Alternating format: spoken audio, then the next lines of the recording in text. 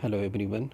Today in Business Studies chapter Organizing, I am going to discuss the next topic, that is importance of delegation of authority along with CBSE exam asked question.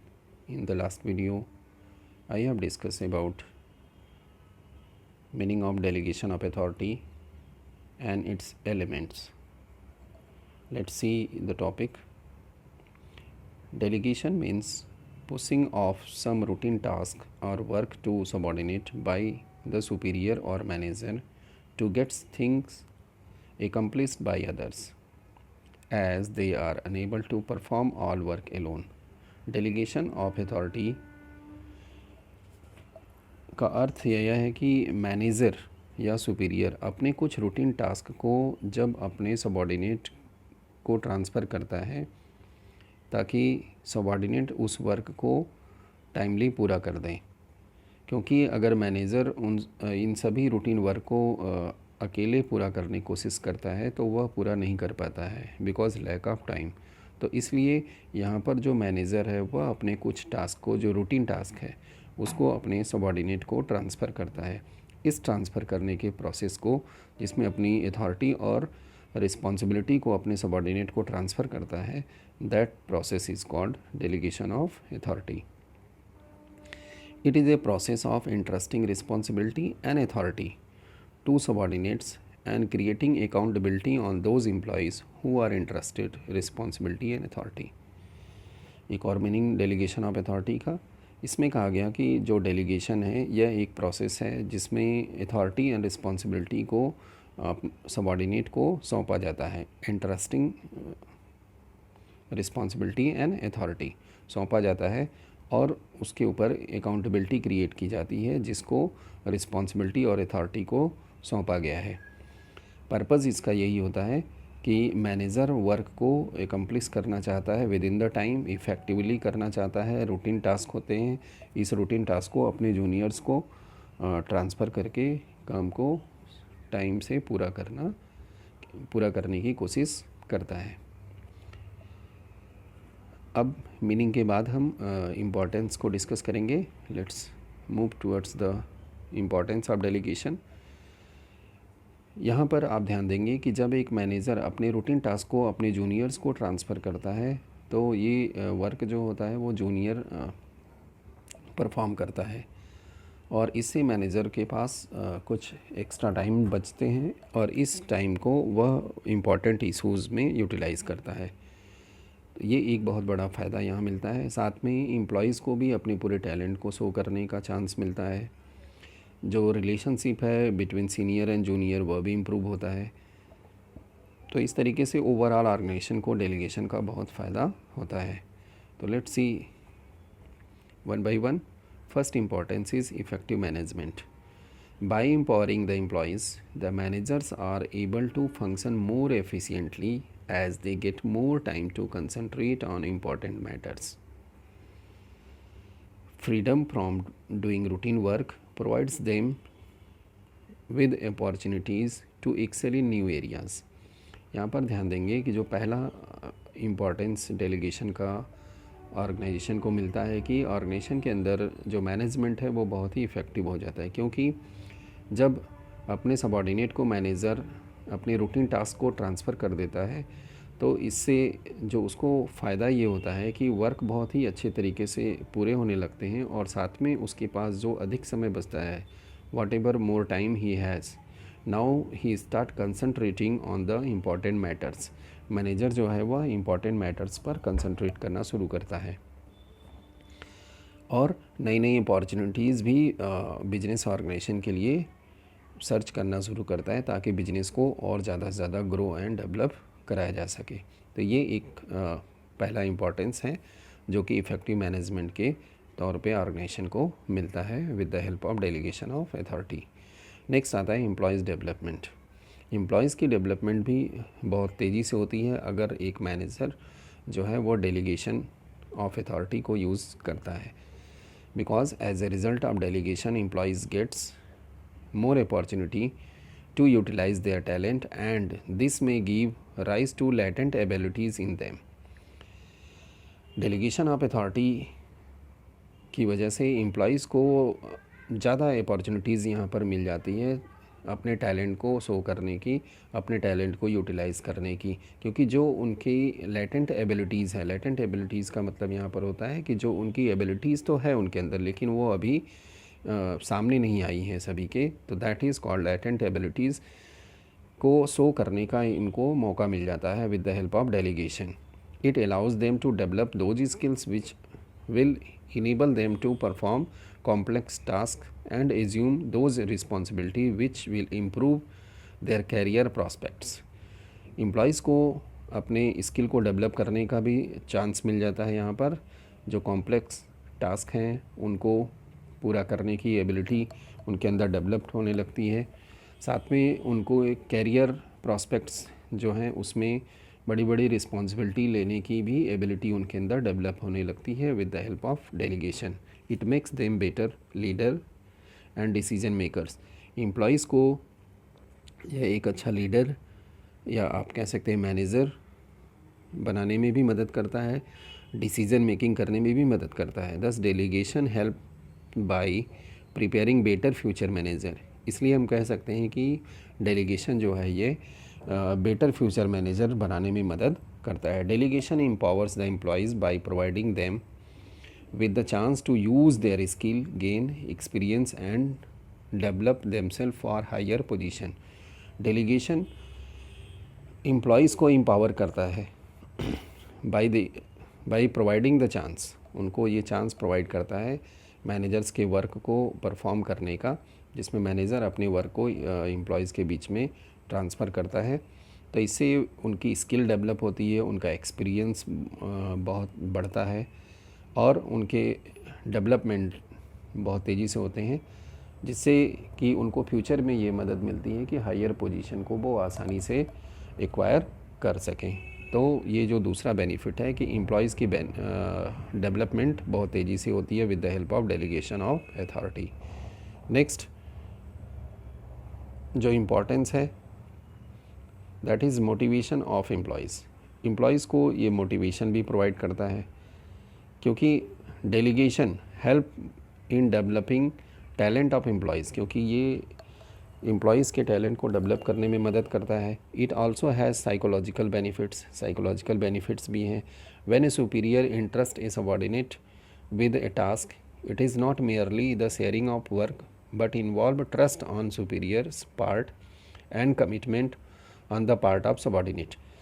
क्योंकि यहाँ पर आप देखेंगे जब एक superior अपने employees को कोई भी वर्क को सौंपता है तो ये सिर्फ वर्क को उनके बीच में शेयरिंग नहीं है, बल्कि ये शो करता है कि एक मैनेजर का अपने एम्प्लॉयज़ पर कितना ज़्यादा ट्रस्ट है, अपने सबॉर्डिनेट पर कितना ज़्यादा ट्रस्ट है.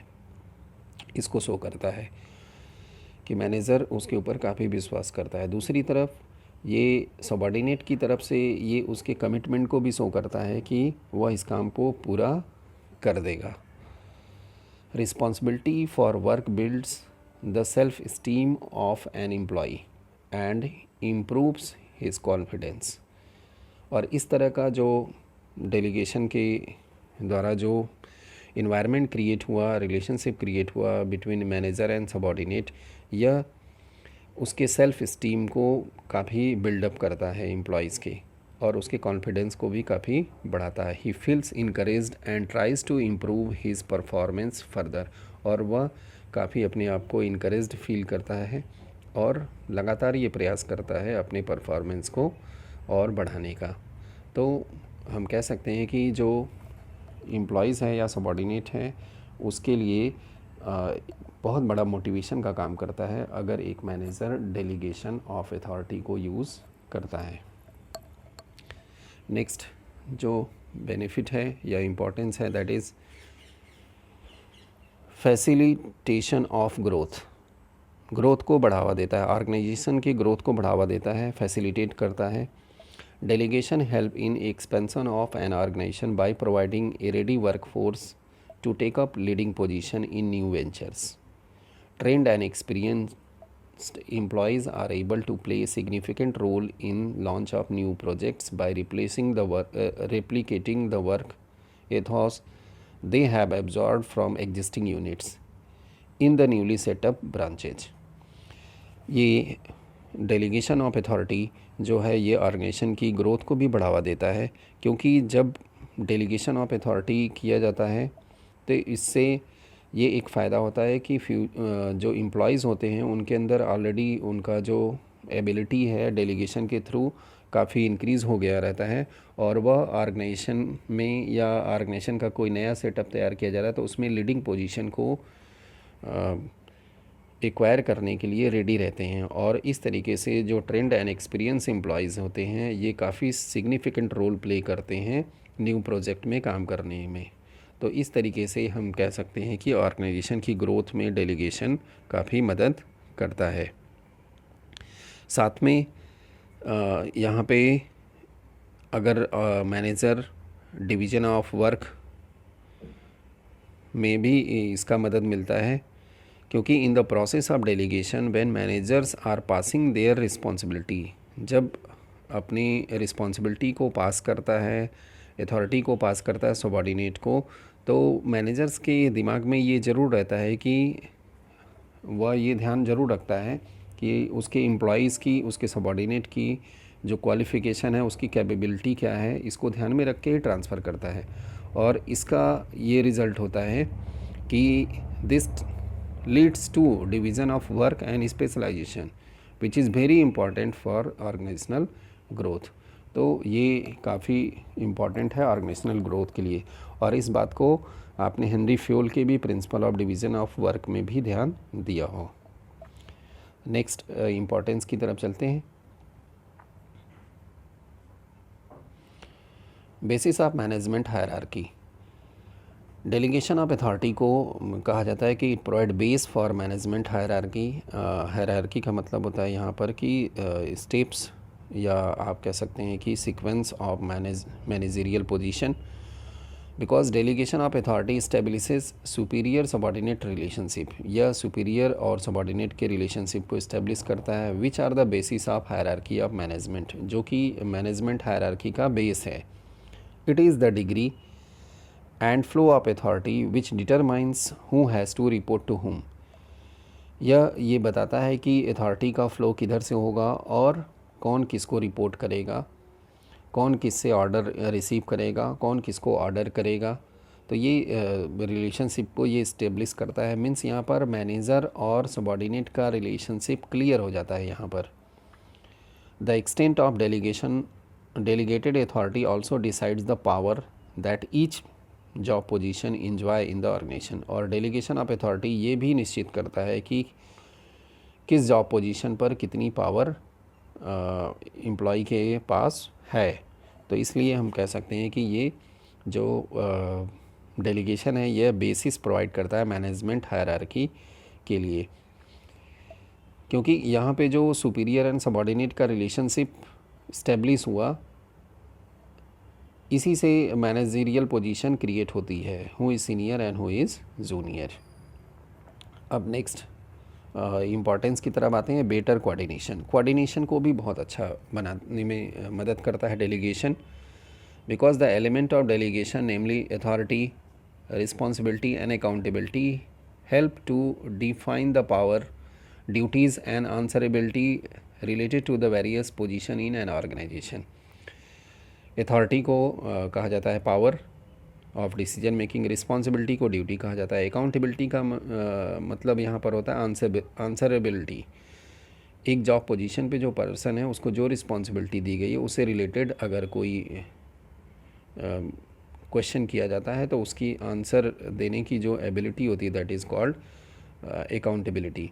तो उसके ऊपर अकाउंटेबिलिटी भी फिक्स की जाती है पर्सन को, जब जॉब पोजीशन पर उसको अथॉरिटी रिस्पॉन्सिबिलिटी दी जाती है तो साथ ही साथ उसकी अकाउंटेबिलिटी भी फिक्स की जाती है कि अगर वर्क पूरा नहीं हुआ तो क्यों नहीं हुआ, इसका जवाब उसको देना पड़ेगा।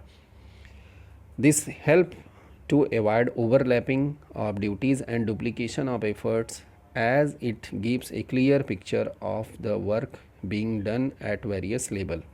और इस तरीके से यह ओवरलैपिंग को अवॉइड करता है, डुप्लीकेशन को रोकने में मदद करता है, क्योंकि इसकी वजह से एकदम ऑर्गेनाइजेशन के अंदर क्लैरिटी ऑफ रोल हो जाता है एवरी एम्प्लॉइज़ के बीच में। चाहे वो टॉप लेवल हो या मिडिल लेवल या lower level. Such clarity in reporting relationship help in developing and maintaining effective coordination. और ये जो क्लैरिटी होती है इसकी वजह से इफ़ेक्टिव कोऑर्डिनेशन को डेवलप करने में मदद मिलती है amongst the different department levels and functions of management. तो डिफरेंट डिपार्टमेंट हो, चाहे फंक्शंस ऑफ मैनेजमेंट हो या लेवल्स ऑफ मैनेजमेंट हो, इन सभी में ये कोऑर्डिनेशन को इस्टेब्लिश करने में मदद करता है। नेक्स्ट आते हैं reduce the workload of manager. ये एक बहुत बड़ा इम्पॉर्टेंस है डेलीगेशन ऑफ अथॉरिटी का कि जब एक मैनेजर अपनी रिस्पॉन्सिबिलिटी और अथॉरिटी को अपने जूनियर्स को ट्रांसफ़र करता है, अपने सबॉर्डिनेट को ट्रांसफ़र करता है, तो उस कंडीशन में उसका वर्कलोड कम हो जाता है और उसके पास फिर जो समय बचता है उसमें वह इम्पॉर्टेंट इशूज़ पर फोकस करना शुरू करता है। तो ये एक बहुत बड़ा बेनिफिट होता है कि he can reduce the workload. See here, delegation help the managers to share their responsibilities and work with subordinate, which reduce their workload and concentrate on important work. Without delegation, manager will be overburdened with work. Delegation of authority managers की मदद करता है जिसमें वह अपने responsibilities को अपने subordinate के साथ शेयर करता है और अपनी वर्कलोड को रिड्यूस करता है। साथ में उसको इम्पॉर्टेंट वर्क के ऊपर कंसंट्रेट करने के लिए अपॉर्चुनिटी मिल जाती है with the help of delegation. क्योंकि बिना डेलीगेशन के एक मैनेजर ओवरबर्डन हो जाएगा और उस कंडीशन में जब वो ओवरबर्डन हो जाएगा तो वर्क को यहाँ पर टाइमली पूरा करने में उसको बहुत ही डिफ़िकल्टीज़ को फेस करना पड़ेगा। मीन्स हम कह सकते हैं कि इफ़ेक्टिवनेस और एफिशिएंसी यहाँ पर नहीं आ पाएगी। इसलिए डेलीगेशन ऑफ अथॉरिटी इफ़ेक्टिवनेस और एफिशिएंसी दोनों को ले आने में मदद करता है, साथ में मैनेजर्स के वर्कलोड को रिड्यूस करने में भी मदद करता है। तो these are the importance of delegation of authority. I hope आपको ये सभी पॉइंट्स समझ आए होंगे। नेक्स्ट अब आगे बढ़ते हैं। 2017 में इसके ऊपर केस स्टडी क्वेश्चन आया था, बहुत ही अच्छा क्वेश्चन आया था। इस क्वेश्चन में हमने आपको बताया कि जब भी केस स्टडी क्वेश्चन आपको करना है तो सबसे पहले पॉइंट्स को पढ़ना है कि क्या क्या पूछा जा रहा है। तो इसमें आप ध्यान दीजिए, ए पॉइंट में कहा गया है identify and explain briefly the concept used by Anup Gaur in above case which help him in focusing on the objectives। आगे कहा गया also explain any 4 points of importance of the concept identified। तो यहाँ पे आप देखें कि एकदम क्लियर नहीं हो पाया कि कौन सा कॉन्सेप्ट पूछा जा रहा है। तो अब हम यहाँ पे पूरे केस को पढ़ते हैं। अनूप गौर started Cat's Eyes, a company for providing cyber security solution to businesses। Its objective is to prevent, detect, respond to cyber attacks and protect critical data। He was a hardworking software engineer and an expert in cyber security। His reputation grew by leaps and bounds as he was not only a person of integrity but also did his work with utmost honesty and sincerity। The business started growing day by day। He was delighted when he was offered a big project by the Ministry of Science and Technology। While working on the project, he found that the volume of work made it impractical for him to handle all the work by himself। इस line को ध्यान रखेंगे, handle all the work by himself। Therefore, he decided to expand the team। अपने team को बढ़ाने का निश्चय किया। The company maintained a close liaison with an engineering college in the state। During a campus placement, Arnab and Pransi were appointed to work for the new project। 2 लोगों को उसने appoint किया यहाँ पर कैंपस प्लेसमेंट में, जब engineering college में किया। He found the new employees capable, enthusiastic and trustworthy। उसने पाया कि ये जो दोनों जो एम्प्लॉयज़ हैं उसके बड़े ही कैपेबल हैं, काफ़ी मोटिवेटेड हैं और ट्रस्टवर्दी हैं। Anup Gaur was thus able to focus on objectives with the help of Arnab and Pransi. The project was completed on time. अब यहाँ पर देखेंगे आपकी अनूप गौर was thus able to focus on objective with the help of Arnab and Pransi. इन दोनों की मदद से उसने ऑब्जेक्टिव पर फोकस करना शुरू कर दिया. And the project was completed on time. और प्रोजेक्ट उसका पूरा हो गया. पहले वो अकेले काम कर रहा था, अभी उसने अपने 2 सबॉर्डिनेट से मदद लिया. Not only this, Anup Gaur was also able to extend his area of operation. और यही नहीं किया, सिर्फ प्रोजेक्ट को ही नहीं पूरा किया बल्कि अपने एरिया ऑफ ऑपरेशन को भी बढ़ाने में सफल हुआ.